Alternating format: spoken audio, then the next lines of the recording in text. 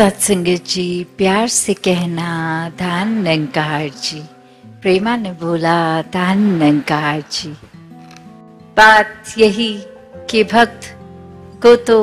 हर समय इस निराकार की ही जरूरत है। इसी के भक्ति में चूर होने की बात, एक प्रायोरिटी हमेशा यही निराकार दातार, ये ईश्वर अल्लाह जिस नाम से भी पुकारें, और यही संदेश हमेशा से आया है किसी भी युग में। आज भी यही सबसे कीमती संदेश है कि इंसान जीते जी अपने जीवन को संवार ले, इस रोशनी इस सच्चाई से जुड़ जाए। चाहे सुबह वो जो स्वागत का समय, और उसमें भी अनेक झांकियों के रूप में देखा कि कैसे ये संदेश को, एक मानवता के नाम भी ये संदेश कि इस जीवन को, इस संसार को, चाहे वो सोशल रूप में, कैसे एक साफ सुथरे जल की एक डिपिक्शन, एक प्रकृति को गंदा कूड़ा करके ना गंदगी और बढ़ाने की बात, या फिर अन्य रूप में पेड़ लगाकर, ऐसे एक जो हमेशा से शिक्षा की बात रही, या फिर पीड़ित किसी के एक शरीर रूप में इलाज की बात इत्यादि, संतों ने तो हमेशा ऐसा ही चाहा कि ये एक सोशल लेवल पे भी और स्पिरिचुअल लेवल पे भी इंसान का जन्म हुआ है, तो फिर बस ये ग्रोथ हो, ये विस्तार हो। ये विस्तार सिर्फ एक भावनाओं की ही बात का नहीं, ये अंदर से बाहर की यात्रा, जो फिर एक, चाहे हम इस बिंदु को ही देखें कि एक सच्चाई जो अपने जगह पे कायम दायम और कण कण में भी, और जहाँ ये एक फोकस पॉइंट भी, वहाँ इतना असीम विस्तार की, ये बीइंग बाउंडलेस वाली बात कि ये कभी ना खत्म होने वाली। तो ऐसी ही सच्चाई भक्तों के हिस्से आई है। और आज भी ये जो बार बार हम अनाउंसमेंट सुन रहे थे कि जीते जी ये ब्रह्म ज्ञान की दात, इस निराकार को जान लिया जाए तो ही जीवन सफल है। कभी भी संतों ने ये नहीं कहा कि अपनी सामाजिक पारिवारिक जो एक रिस्पॉन्सिबिलिटीज हैं, कर्तव्य हैं, उनको ना किया जाए, पर सिर्फ और सिर्फ अकेले होके भक्ति की जाए। नहीं, संतों ने यही समझाया है कि इस समाज, इस संसार का हिस्सा बन के घर परिवार में रहकर ही भक्ति की जाए। फिर वो चाहे कहीं पे भी किसी समय हम हैं, हम सड़क क्रॉस कर रहे हैं, किसी म्यूजियम में हैं, कामकाज में हैं, स्कूल में हैं, ये परमात्मा तो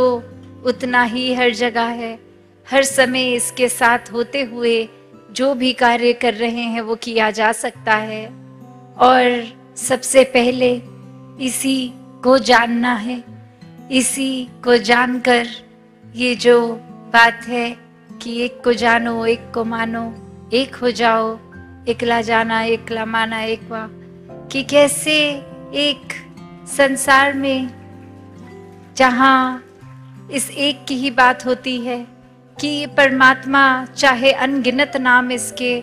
अनगिनत किसी ना किसी क्वालिटी से जोड़ दिया जाता है कि ये एक करुणा दया का सागर है, ये तो प्रेम का स्रोत है। ऐसे ना जाने कितनी ही खूबियों से एक पुकारा जाता है। ये कितने ही एक, जितने भी संसार में कण कण में ये है, तो वो फॉर्म भी हो गया और यही फॉर्मलेस भी है। तो कैसे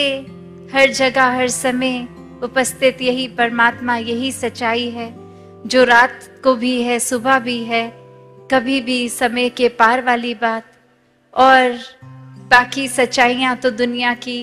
कभी मौसमों में परिवर्तन आ जाती है, ये गर्मी से सर्दी, ह्यूमिडिटी, रोशनी, दिन रात, अनेकों ऐसी चीजें जो जो भी हमारी ये नजर देख सकती है वो कभी ना कभी एक रूप बदलती है। आज है कल नहीं है, आज इस तरह है, कल आकार बदल जाएगा। अभी जैसे टेक्नोलॉजी की भी बात हो रही थी,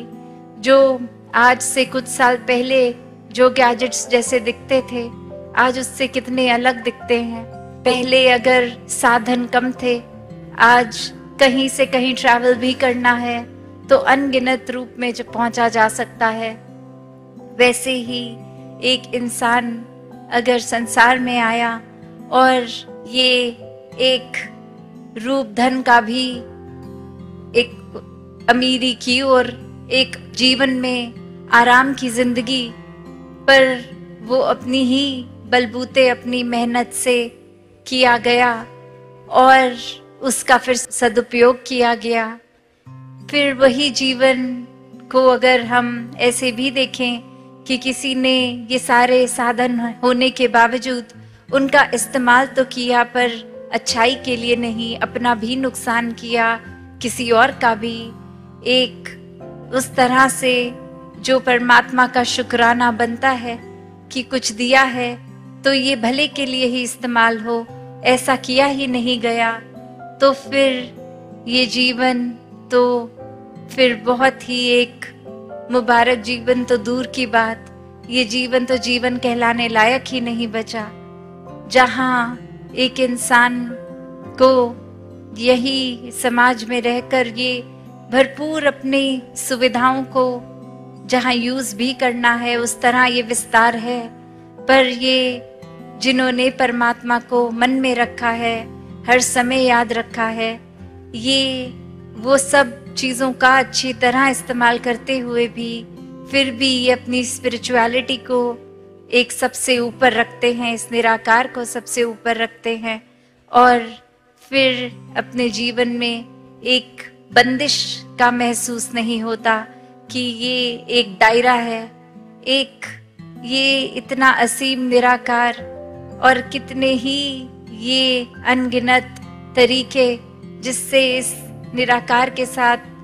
प्यार और मजबूत किया जाए, चाहे वो एक दिल से सुमिरन करके, अरदास करके, प्रार्थना करके, चाहे वो संसार में भेदभाव ना करते हुए मानवता की सेवा करके, चाहे किसी का एक किसी रूप में किसी तरह का भी कंफर्ट पहुंचा सकते हैं, दुख तकलीफ दूर कर सकते हैं, वो कार्य करके। और बात सिर्फ वही कि समर्पित भाव हो, वरना अहंकार जहाँ अपनी जगह ले लेता है फिर तो मन में यही आएगा कि अगर किसी के जीवन को मैंने संवारा तो वो मेरी वजह से हुआ, अगर मैं ना ये मदद करता तो फिर वो इंसान का तो भला नहीं होना था। पर यही एक फर्क सेवा में और मदद में, ये हेल्प नहीं है, ये तो सर्व करना है। और वही संत तो ये खुद को गवा कर सेवा करते हैं और ये हम्बल हो के एक विनम्रता के साथ कि ये परमात्मा सेवा करा रहा है, शक्ति बल बख्श रहा है तो ही कुछ हो पा रहा है। और फिर यही मन सत्संग करके भी इस दातार, इस निराकार के साथ वो अपना डीप कनेक्शन और मजबूत कर लेता है। और वहीं अगर सत्संग में भी आके एक ध्यान इधर उधर, या फिर सिर्फ इसीलिए आ रहा है कि कोई देख ले हम भी आते हैं सत्संग, या अक्सर छोटी छोटी चीजें कि किसी को देखा कि कोई जीवन में उपलब्धि मिल गई है तो एक खुद की ही कैलकुलेशन लगाई कि वो महात्मा तो बहुत रेगुलरली संगत जाते हैं तो हम भी जाएंगे तो हमें भी वो अचीवमेंट मिल जाएगी, या ऐसे कोई भी कारण बना लेते हैं जो एक मूल रूप से एक अपने प्योर रूप से एक भक्ति के दायरे में नहीं, चतुर चालाकियों के दायरे में आता है। और ऐसा करना भी फिर वो सत्संग नहीं है, क्योंकि अगर यही देखें कि ये सत्य का संग है सत्संग, इसमें और कोई भाव की मिलावट आ जाए तो फिर वो सत्संग नहीं रहेगा। तो कैसे अपने जीवन में एक वही बात कि जब ये निराकार पूरा है तो फिर हमारा इस निराकार पे यकीन होना ना होना इस निराकार को पूरे से अधूरा तो बना नहीं देगा। ये तो हर जगह वैसे ही मौजूद रहेगा। एक परमात्मा में विश्वास ना करना, इससे नुकसान तो हमारा ही है। वैसे ही एक कहानी जहाँ एक गुरु और उनके अनेकों शिष्य साथ, और उसमें एक शिष्य एक दिन देखता है कि जब हमारी ये स्थापना हुई थी, ये शुरुआत हुई थी, तो जितने व्यक्ति जुड़े थे अब वो तादाद कम हो गई है, और वो जाके अपने गुरु को बताते हैं कि ये काफी व्यक्ति तो कहीं और जुड़ गए हैं, हमसे टूट गए हैं। और फिर वो गुरु का कुछ रिएक्शन नहीं, किसी तरह से कुछ कहते नहीं है, अपनी आनंद में ही वैसे ही भक्ति में लीन। और बार बार ये बोलने पे फिर एक बार समझाते हुए कहते हैं कि जो टूट गए हैं वो तो कहीं जुड़े ही नहीं थे। तो बात वही है कि अगर कोई और वजह से कहीं पे हम जुड़ रहे हैं तो वो एक मन पहले ही अगर सत्संग में नहीं जुड़ रहा, फिर सत्संग पंडाल में बैठना या सत्संग भवन में जाना या ना जाना वो एक ही बात है। और ऐसे ही भाव इस कहानी में भी कि ये आस्था, ये विश्वास अगर है ही नहीं तो एक फिजिकली वहाँ पे होना या फिर वो एब्सेंट होना, वो तो कोई फर्क पड़ता ही नहीं है। और ऐसे ही वो समझाते हैं कि ये कोई गिनती की बात थी ही नहीं, यहाँ तो ये क्वालिटी की बात है, क्वांटिटी की है ही नहीं। और ऐसे ही वो भाव भी आते हैं जहाँ क्वालिटी भी होती है और क्वांटिटी भी होती है। ये संतों के दिल होते हैं जो ये सच्चाई को पहचान कर एक जहाँ उमड़ उमड़ के सत्संग भी आते हैं, वहाँ मन में भी एक बहुत ही प्यारे प्योर भाव होते हैं, साफ, कि बिल्कुल कोई छल कपट नहीं, सिर्फ इस निराकार के प्रति प्यार, तो निराकार की बनाई इस रचना से प्यार। और यही एकत्व भी कि इस परमात्मा से ब्रह्म ज्ञान रूपी दात के बाद जब प्यार हो गया तो फिर कोई फर्क ही नहीं है, हम स्वयं प्यार बन गए। हर जगह प्यार ही प्यार है, प्यार बांट भी रहे हैं और वो एहसास भी नहीं है कि हम प्यार बांट रहे हैं। जिस तरह एक फूल अपनी महक बस देता ही जाता है, तो वो कोई खास एफर्ट नहीं है फूल का, वो तो उसी का गुण है, खुशबू तो वो बिखर रही है। तो बात यही कि फिर ये एक में खो के परमात्मा से मन हर एक से एक में खो गया। और ये एकत्व की बात यहाँ तो संतों ने हमेशा जैसे समझाया कि जीते जी इस परमात्मा का साथ कर लें। अक्सर ये विषय पे अगर चर्चा होती भी है तो ये दिमाग किसी ना किसी और कारण को प्राथमिकता दे देता है कि अभी हम इस वजह से बिजी हैं, तो अभी तो ये परमात्मा को जानने की जरूरत नहीं है, अभी आयु छोटी है। तो बात वही ये जीवन के अनसर्टेनिटी की भी है कि ये श्वास तो पता नहीं कब चले जाएंगे, कोई निर्धारित उम्र ही नहीं है, तो किसी का अगला पल है नहीं, पता नहीं। तो उसी पल में इस परमात्मा को जान लिया जाए तो ये बात कि ये परमात्मा हर जगह है। और जैसे ही ब्रह्म ज्ञान होता है तो ये उस परमात्मा से इस परमात्मा के दर्शन हो जाते हैं, क्योंकि ये हर जगह आंखों के सामने हर समय। और भक्तों सोते उठते हर समय, जब आंखें बंद भी हैं, सो रहे हैं, तो भी ये परमात्मा क्या ही भक्ति रूप उस तरह भी, और खाते पीते खेलते कुछ भी करते हुए ये परमात्मा ही हर समय साथ इसके एहसास में ही जीते हैं।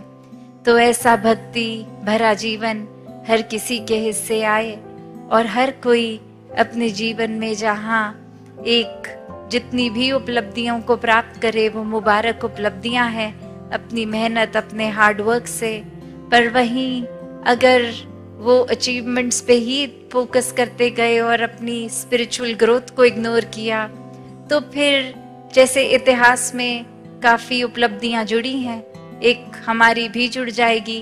पर वो सिर्फ एक नाम ही बन जाएंगे। एक हमने पर्सनली कुछ गेन ही नहीं किया, जो ये इतना सुनहरा मौका था भी, जिसमें एक एक श्वास इस परमात्मा के रंग में रंग सकते थे, वो मौके को एक माया में ही उलझा के एक गवा दिया। तो हर कोई भक्ति में जीवन जिए, इस परमात्मा के दर्शन करके, इसके रंग में रंग कर, एक सेवा सिमरन सत्संग का सहारा लेते हुए ये निराकार को हर समय एक ध्यान में मन में बसाकर एक इसी तरह जीवन जिए जो भक्तों का रहा। और आज भी कितने इतिहास के भी भक्तों के नाम लिए गए, और ये हम अपने जीवन में भी भक्तों को देखते हैं। तो चाहे युग और टेक्नोलॉजी बदली, ये इस तरह विस्तार तो हुआ, पर